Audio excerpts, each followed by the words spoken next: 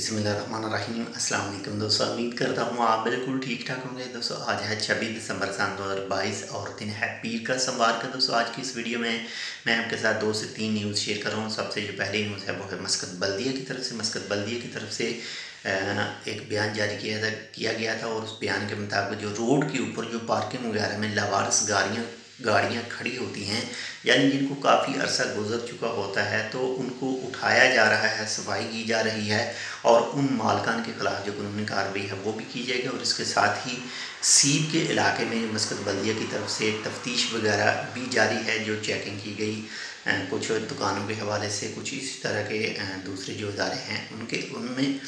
और इसके साथ ही नंबर 3 पर जो न्यूज़ है वो है ओमान के सुल्तान जनाब हैथम बिन तारिक साहब की तरफ से आज जो शाही फरमान हैं वो जारी किए गए।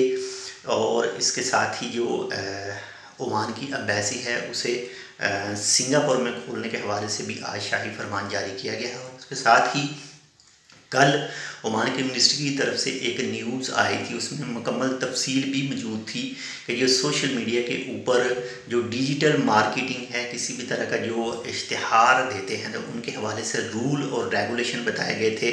वो आप मिनिस्ट्री की वेबसाइट या फिर वहाँ जाकर चेक कर सकते हैं।